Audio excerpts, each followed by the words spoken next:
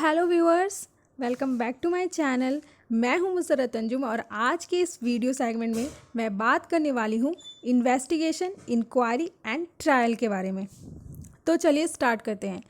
Inquiry हमारे code of criminal procedure 1973 के section 2G में डिफाइन है। तो जब हम CRPC 1973 के सेक्शन 2G को देखते हैं तो हमें क्या पता चलता है कि inquiry means every inquiry other than a trial conducted under this code by a magistrate और कोर्ट।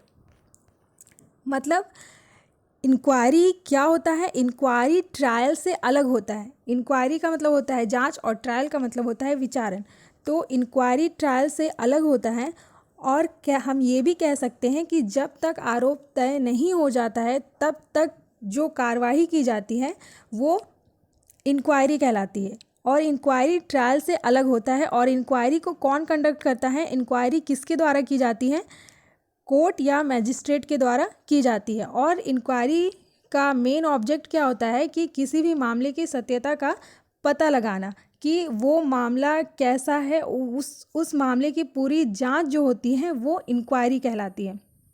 फिर हम देखते हैं इन्वेस्टिगेशन हमारे CRPC 1973 की सेक्शन 2H में डिफाइन है। जब हम CRPC की सेक्शन 2H को पढ़ते हैं तो हमें पता चलता है investigation includes all the proceeding under this code for the collection of evidence conducted by a police officer और by any person other than a magistrate who is authorised by a magistrate in this behalf. मतलब investigation में क्या include होता है? वो सारे proceeding include होते हैं जिसमें हम लोग एविडेंस का मतलब होता है साक्ष्य, सबूत। जो एविडेंस इकट्ठा करने के लिए किया जाता है, कलेक्शन ऑफ एविडेंस करने के लिए किया जाता है, तो ये किसके द्वारा कंडक्ट की जाती है? ये पुलिस ऑफिसर और any other person but other than a magistrate. ये कोई पुलिस ऑफिसर कर सकते हैं या कोई अदर पर्सन भी कर सकते हैं, लेकिन वो पर्सन मजिस्ट्रेट नहीं होना चाहिए। ये authorize by a magistrate in this behalf. कोई मजिस्ट्रेट ऑथराइज कर सकते हैं किसी पर्सन को एविडेंस कलेक्ट करने के लिए, तो ये उसके द्वारा भी इन्वेस्टिगेशन की जाती है। जैसे हम देखते हैं कि CBI जो सेंट्रल ब्यूरो ऑफ इन्वेस्टिगेशन है, ये एक ऑथराइज्ड है इन्वेस्टिगेशन के लिए। तो मजिस्ट्रेट अगर किसी पर्सन को ऑथराइज करती है जो कि पुलिस नहीं है, वो भी इन्वेस्टिगेशन कर सकती है। नेक्स्ट है ट्रायल। जब हम ट्रायल के बारे में देखते हैं, the code of criminal procedure does not define the term trial. जो CRPC 1973 है वो ट्रायल को डिफाइन नहीं करती है। ठीक है, CRPC की सेक्शन ट्रायल, किसी भी सेक्शन में ट्रायल डिफाइन नहीं है। But a trial is a judicial proceeding that ends in either a conviction और acquittal but does not discharge anyone. तो क्या कह सकते हैं कि ट्रायल जो है वो एक जुडिशियल प्रोसीडिंग होता है जो कि कैसे ख़त्म होता है? किसी कन्विक्शन पे या एक्यूटल पे जाके ख़त्म होता है। उसके बाद जब हम इंक्वायरी, इन्वेस्टिगेशन और ट्रायल के बीच में डिफरेंसेस देखते हैं तो हमें क्या पता चलता है कि investigation is a conducted by police और by any other person authorised by law but not by the magistrate. Investigation में पहले ही बता चुकी हूँ कि इन्वेस्टिगेशन कौन कर सकता है? इन्वेस्टिगेशन पुलिस या कोई अदर पर्सन कर सकता है जिसे लॉ ने ऑथराइज किया है, बट मजिस्ट्रेट नहीं कर सकते हैं। इंक्वायरी की कौन करता है? Inquiry is conducted by magistrate और by any other person not by law. Inquiry हमेशा मजिस्ट्रेट या कोर्ट करते हैं। और ट्रायल भी किससे कंडक्टेड होता है? ट्रायल भी मजिस्ट्रेट और जज से कंडक्टेड होता है। नेक्स्ट है इन्वेस्टिगेशन किससे रिलेट होता है? इन्वेस्टिगेशन ऑफेंस से रिलेट होता है।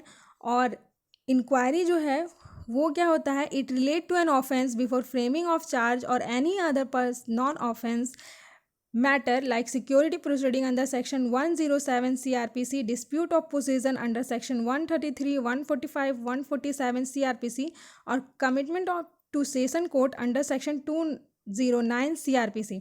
मतलब क्या है कि जो ऑफेंस फ्रेमिंग ऑफ चार्ज से रिलेट होते हैं या फिर कोई नन ऑफेंस होते हैं, लाइक सिक्योरिटी प्रोसीडिंग होती है जब हम CRPC के 107 को देखते हैं, या कोई डिस्प्यूट होती है किसी पोजीशन में, और फिर जब हम सेक्शन 209 सीआरपीसी देखते हैं तो ये सारे ऑफेंसेस जो हैं वो किससे रिलेटेड होते हैं, ये ऑफेंस और नॉन ऑफेंस मैटर भी हो सकते हैं। तो ये किससे रिलेटेड होते हैं, ये इंक्वायरी से रिलेटेड होते हैं। और उसके बाद जो ट्रायल होती है वो किससे रिलेट होती है, ट्रायल ऑफेंस से रिलेट होती है। उसके बाद हम देखते हैं कि इन्वेस्टिगेशन क्या है।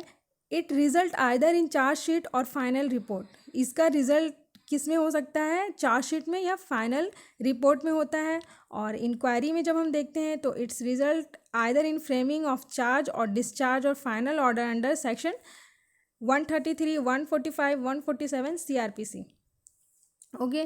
उसके बाद जब हम देखते हैं कि इन्वेस्टिगेशन है वो जनरली कब स्टार्ट होता है, वो जनरली एफआईआर या फिर किसी मैजिस्ट्रेट के ऑर्डर से स्टार्ट होता है। और इंक्वायरी कब स्टार्ट होती है, इंक्वायरी जनरली एफआईआर ऑर्डर से भी स्टार्ट होती है। और ट्रायल कब स्टार्ट होती है, जब कोई कंप्लेंट और पुलिस रिपोर्ट और मजिस्ट्रेट रिपोर्ट पे स्टार्ट होती है। उसके बाद हम जब देखते हैं कि इन्वेस्टिगेशन में क्या इंक्लूड होता है, इन्वेस्टिगेशन में discovery, arrest, seizure, search, medical examination, ये सब इंक्लूड होते हैं। और इंक्वायरी में रिकॉर्डिंग ऑफ एविडेंस, मैं पहले ही बता चुकी हूँ कि रिकॉर्डिंग ऑफ एविडेंस जो होती है उसमें वो किससे रिलेटेड होती है, वो इंक्वायरी से रिलेटेड होती है। इंक्वायरी में हम लोग क्या करते हैं, इंक्वायरी में जो जाँच होती है वो आरोप को तय करने के लिए, तो वो जांच जो होती है वो होती है इंक्वायरी। तो इसमें एविडेंस रिकॉर्ड किए जाते हैं। और ट्रायल में क्या होता है, ये एडजुडिकेटेड अपॉन द एविडेंस और रिकॉर्डेड, जो रिकॉर्ड एविडेंस जो मिल जाने के बाद फिर जब पर्सन को ट्रायल किया जाता है तो वो इसमें इंक्लूड होती है। तो हमें ये पता चल चुका है कि इन्वेस्टिगेशन क्या है, इंक्वायरी क्या है और रिपोर्ट क्या है, और इसके सेक्शन को भी हम पढ़ चुके हैं। तो आई होप कि आपको इन्वेस्टिगेशन, इंक्वायरी और रिपोर्ट अच्छी तरह से समझ में आ गई होगी। और इसके बीच में हम लोगों ने डिफरेंसेस भी देख लिया है। और मैं ये कहना चाहती हूँ कि जो एलएलबी के एग्ज़ाम देने वाले स्टूडेंट्स हैं वो ये जो स्क्रीन पे जो पीडीएफ आ रही है, स्क्रीन पे जो नोट्स आ रहे हैं, वो अपनी कॉपी में नोट डाउन कर ले, क्योंकि ये इंपॉर्टेंट क्वेश्चन है एलएलबी के लिए। ये क्वेश्चंस हमेशा एग्ज़ाम में आते हैं कि define investigation and distinguish among investigation, inquiry and report. और मेरे चैनल को अभी तक जिसने लाइक और सब्सक्राइब नहीं किया है वो मेरे चैनल को लाइक और सब्सक्राइब करें। And thank you so much.